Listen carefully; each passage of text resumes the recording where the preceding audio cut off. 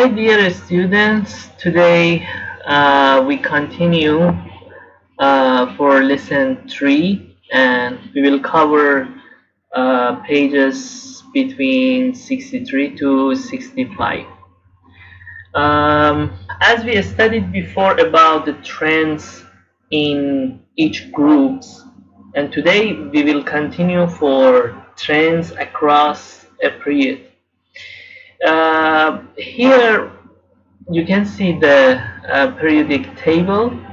Uh, these are this trend which is related to the last session, but today we try to cover this session. Uh, as we move from right to left, the atomic size increases,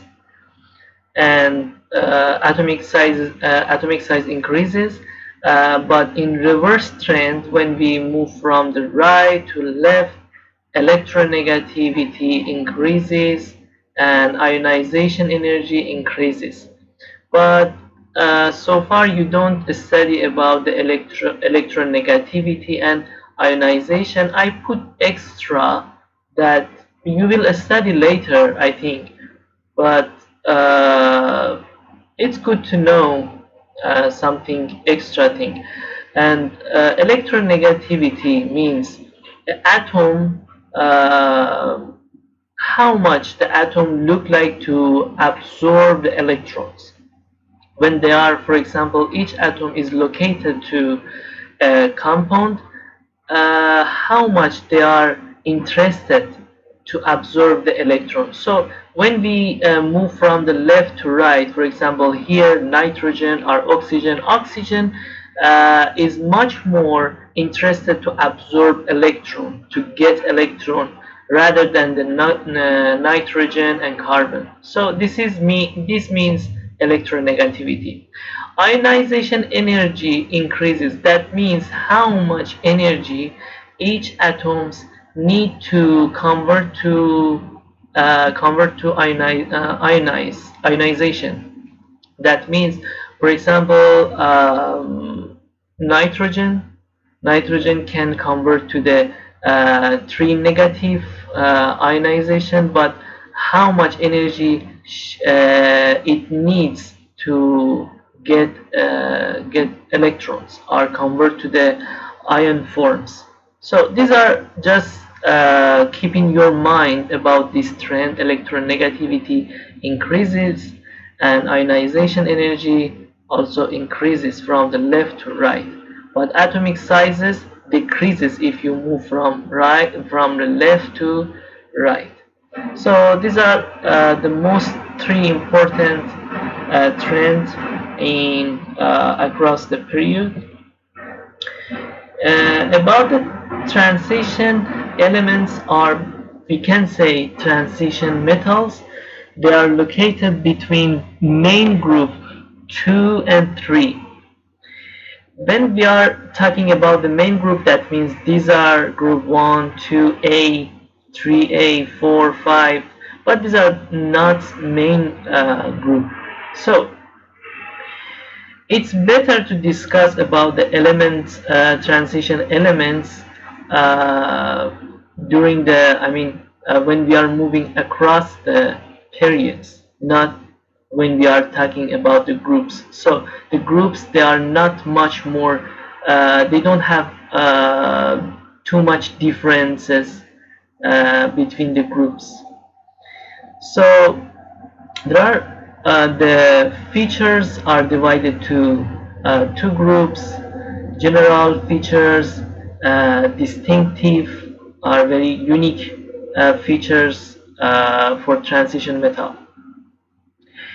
General features of all these metals, I forgot to say that these two extra period, which is belong to lanthanide and actinide, they are also is they are a subgroup of these two rows are subgroup of transition metals. All of them are hard and strong metals.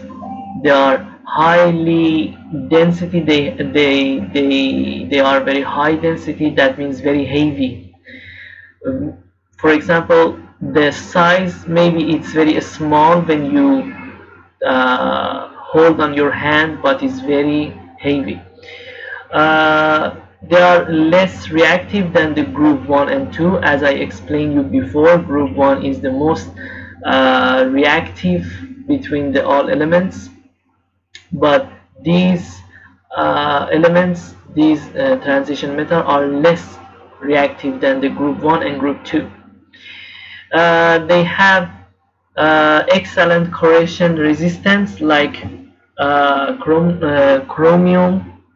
They are they have high melting point and boiling point, like tungsten, which it can be applied for lamp bulbs, and even until 3410 Celsius cannot be melt, so it can hold the light and high temperature in lamp.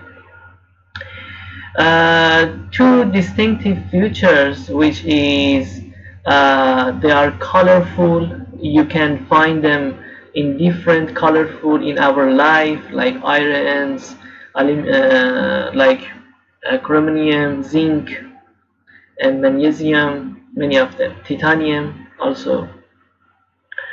And they have more than one valency, are combining power. If you remember that first group has one and group 2 has two combining power or valency, but this kind of metal can take many valency, like iron can be converted to iron 2 plus or iron 3 plus, different type of ionization. The position of the hydrogen, as the hydrogen is the smallest atom in the periodic table, and the property is totally different with the other. There is no similarity between the hydrogen and the other elements. It's very unique and distinctive, so it leads to the hydrogen take a place in different group, in different position in modern periodic table. But in the last periodic table, the hydrogen was located in first group, the upper lithium. But nowadays hydrogen take a separated place in periodic table. It doesn't have any group or period. And yeah, that is for hydrogen. This is one point. These are your question. Question 1. Totally, it described the group and period. You should know what are they. And this is question 2. And question 3.